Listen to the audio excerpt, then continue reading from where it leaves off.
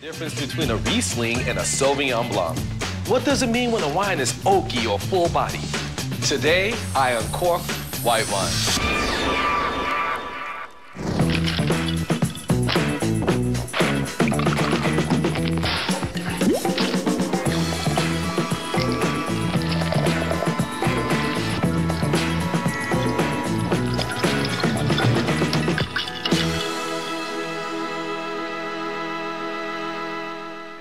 Hey guys, Darryl Robinson here at Ardesia Wine Bar. We're here talking about white wine. The topic of white wine is so broad and complex, it's difficult to know where to start. I'm bringing in a few experts to help break down the 411 on white wine and to show us some basic essentials on how to choose, taste, and pair with some great foods. Coming up, meet Ardesia owner Mandy Oser. White wine and soft pretzels, anyone?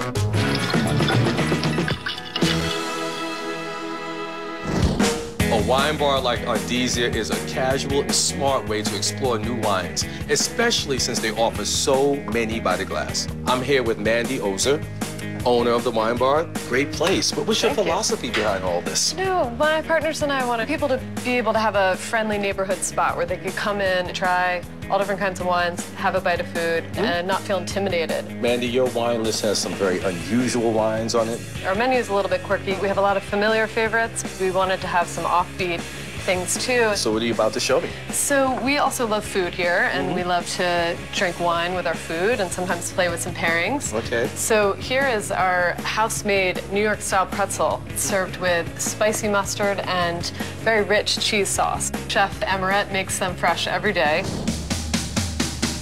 We have our dough. I make in advance so it rises.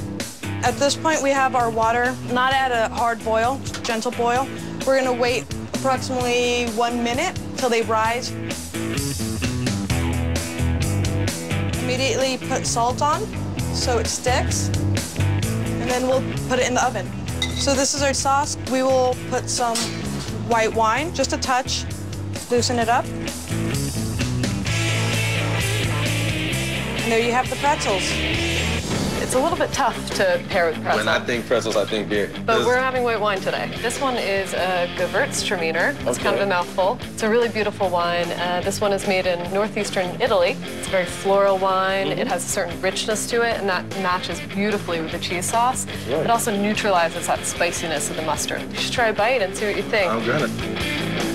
It's spicy. Wow, yes. But you need something to drink after that. You need to kind of coat your mouth a little bit. Wow, that's like very buttery. It's a nice, smooth balance. Exactly. I didn't lose the taste of the wine with the butter or the mustard. This wine works. I agree. And it's a great choice when you're having the pretzel and you want a white wine.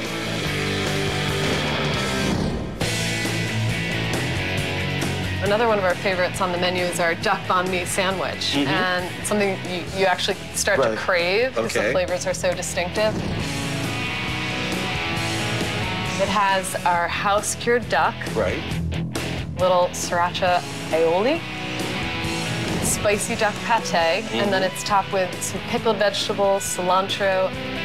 This is not the easiest thing to pair with wine, but what we're pairing it with is a dry muscatel from the south of Spain. What works about this is that it has a little bit of sweetness to it, and you need that to kind of coat your palate a bit to neutralize that spice. That the wine tastes better with each sip and the food tastes better. And that's what you want to do when you pair. And what do you think? That's almost sweet like a Riesling. Yeah, you know what it has? It's very aromatic, and a lot of Rieslings have that quality too. A lot of Rieslings have a little bit of sweetness, so that would be another actually great choice. Great, great, great.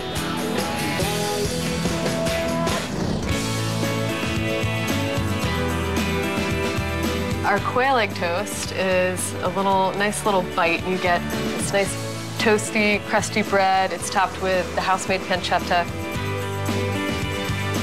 And then she fries a little baby quail egg and tops it with her hollandaise sauce. And you take a bite of that, and it just kind of oozes, and it's delicious. And as you'll see, it's salty and rich. And you're probably going to want to have something to cut that richness a little bit. This wine is a Rhone blend, so it's varietals that are typically grown in the Rhone Valley in France, but this is made in California by an all-organic producer. And I find that it has a little bit of salinity to it as well, so it kind of matches the salt in that and the rich. It's very acidic. Okay. Definitely, and that's a key too. If you have something rich, you need some acid to cut through that. You want the flavors to pop, and the wine should help the flavors pop. So it makes you want to have a sip, and then it makes you want to have another bite, and that's what a good pairing is about. Mandy, thank you for all of these wonderful pairings up here. I want to make you a special cocktail. So I would love that. You gonna hang out? Yes. Sounds I'm great. with you. Cool. We all know white wine works throughout a meal, but some are even good for dessert. What I wanted to show you is a very, very special dessert wine that we have here at Ardesia. It's a dessert wine made in Austria. The name is a bit of a mouthful. Okay. It's called Trockenbeeren aus Les. The wine is made in a specific process where the grapes stay on the vine until they rot, but it's called noble rot. It's not a bad rot, it's a good rot. It sucks all the moisture out of the grape, and it intensifies the sugar, and then they press the grapes. Okay. So what you're left with is this just incredibly beautiful, luscious wine. It has sweetness, also has acid, so it's incredibly balanced. So take a whiff of that. What do you smell? I'm smelling a lot of sugar, first off. I mean, that's the first thing that's hitting my nose. Sure. When you take a taste, you're going to be surprised. Okay. Sweet, but not like overpoweringly so. Exactly.